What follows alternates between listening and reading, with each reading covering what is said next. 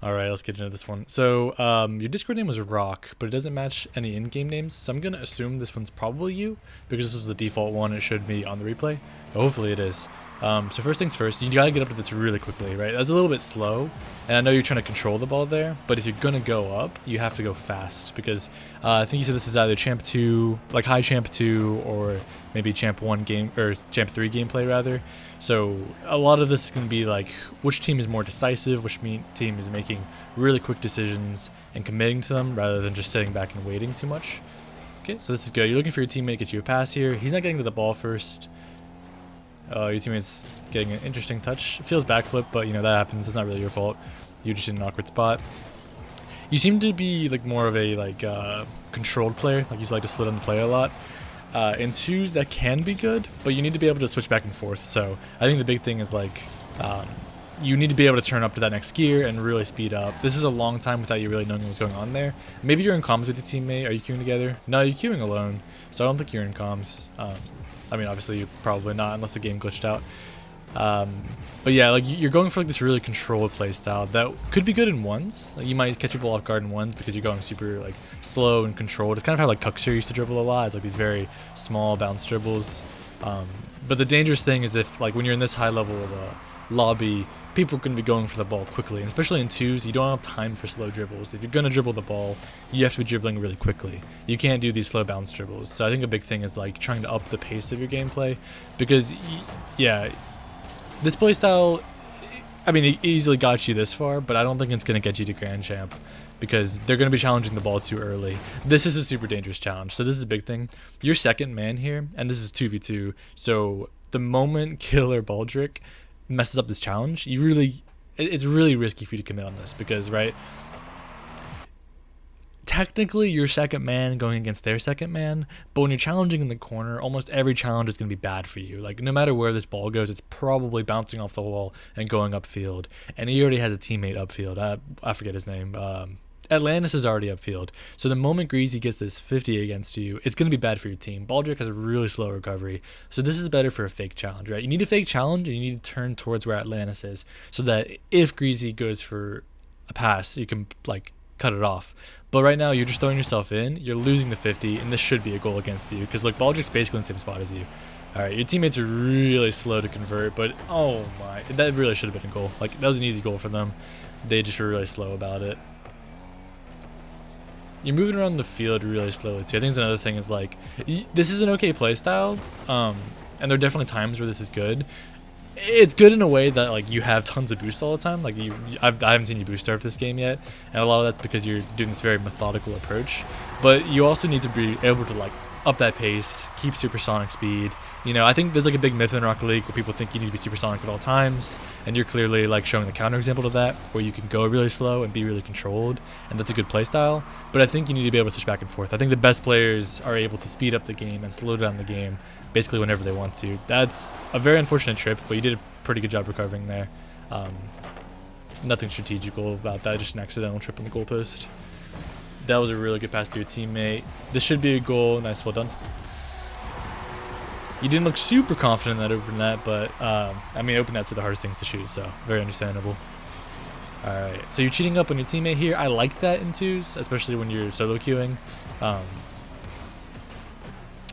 I've noticed this is like a pattern, like you did this earlier too. I think maybe you were trying to shoot this.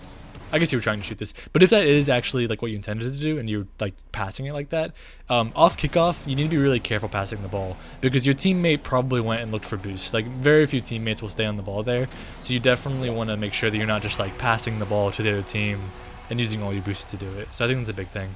Alright, let's see what kickoff you go for here again. Alright, cheating up every time. I think that's a solid strategy. I'd much rather see you cheat up or go to net than grab that corner boost. I think a lot of players get tempted by it. Yeah, these very slow, methodical approaches. Like, I think I'd like to see you make a quick play on the ball here, right? So, like, you get a really good first touch. You see like, this guy, he fake challenged him back, and it wasn't a big challenge, like you saw him go back. But you can hear the engine of the other guy. And I don't know if you play with game sound or not, but I can hear the other guy turning on you. So when you hear him turn, you need to make a play on this ball because he's trying to interfere with you. And you just standing still gives him a free bump. And it wasn't the best bump, and you recovered into a 50, but, like, still, you just invited that bump in. And I don't know. I mean, depending on the playstyles you're playing against, players can get really nasty with those bumps and like just chain them together and take you completely out of the game. So that's something to be careful of. Yeah, that was a really good punish by him. You're greeting for the boost here because you don't believe in his shot, but I mean, honestly, that's tough. They haven't really shown that they're capable of anything like that in this game so far. So, you know, that's an easy mistake to make. That just depends on how much you respect your opponents. I'm not a big fan of the wave dash kickoff personally. I think it almost always uses all of your boosts, and it's not any faster than a regular kickoff. But in twos, it doesn't really matter all that much. I do think you should try to save like 10, 15 boosts on every kickoff because it actually can be huge for recovery. But this is actually really good play. Very close, very close. I think you actually rush this a little bit. Like, this is a rare spot that you actually rush it, where you actually have time here. Like, he's going for bump on greasy. You take one of those slow dribbles you like to do, you're probably scoring this. But instead, you try to go for a fast shot, which, to be fair, if you nailed the shot, it was a goal. But that looked a little bit out of your comfort zone, you know? Like, it's not the same playstyle you've been going for. Oh, the flip reset? Yep. So the Champ 2 flip reset. This is going to be a tough read for your teammate. Yeah. Nice. This is a good play by you. I think that you're being a little like too hesitant to move back here. Like here, you're trying to stay close to the play to keep pressure on, which is good. But Atlantis really could have just banged this on that. Like if he's a good ones player, he's probably scoring on you. Like this angle is very doable, and he had enough speed where he could have just scored this because you're not quite far enough back. Like you're easing back now, but like if he just absolutely blasted that, I don't know. I think it would have been really hard for you to jump up and reach. So I think it's like, again, with those like quick decisions of like you're deciding if you're going to stay close in shadow or if you're going to back off and like give yourself more options. Ooh. All right, that's totally fine.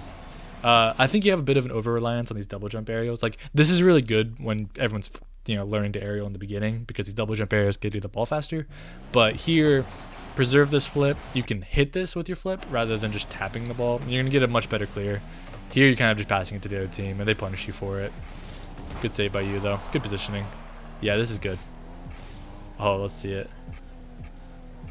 Yeah, I'm glad you didn't waste all your boosts there. Like, that ball kind of got away from you from the first touch, and most players would have just used, you know, 100 boosts to go fly after it and then miss it. But you actually realized it pretty early on, so that was actually a really good play by you. Keeping yourself relevant.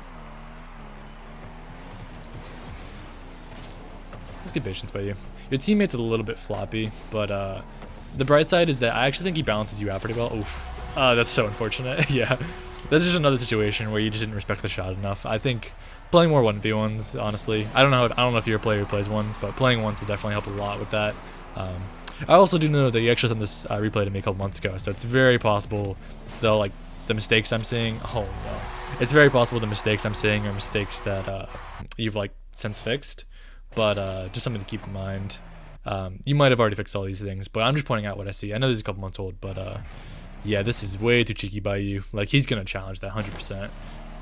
Very unfortunate that it just went in, to be honest. Like, I'm surprised his challenge was that good. But that was a pretty cheeky dribble by you. You probably want to, you know, keep a better eye on what he's doing there. More wave dash kickoffs. You're saving 3 boosts, which is, you know, it's fine. But it's not really any boost to recover with. You kind of picked your teammate off the ball there, but he did well.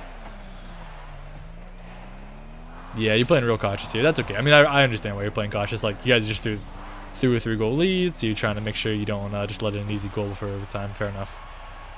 All right, let's see if you have any cheeky kickoff strats here. Not just standard cheat up. Good speed by you. Really should have been a goal. I mean, I'm sure you know that. Just a bad hit on the ball, but definitely could have been a goal there. I think aerials, like, your ground game looks very solid, but I think you might have trained your ground game without really putting enough time into aerials and fast aerials and hitting the ball with a lot of power, because I think that's the big difference between what I'm seeing here and what I see from a lot of high champ 3s or low grand champs, is really just having that ability to absolutely bang the ball across the field with every touch. You know, it's a balancing act between, you want to be able to have that power, like the ability to hit the ball really hard, but you also want to be able to take, you know, slow the game down and take control when you can. And I think you're definitely good at that aspect of the game. You're very good at slowing the game down, but you need to be able to be comfortable in both aspects of the game. But yeah, this is a really good, obviously really good gameplay. I mean, this is very high level. Champ 2 and Champ 3, those are very high level games. So yeah, I really appreciate the video, and I hope that was helpful to you. All right, take care, man.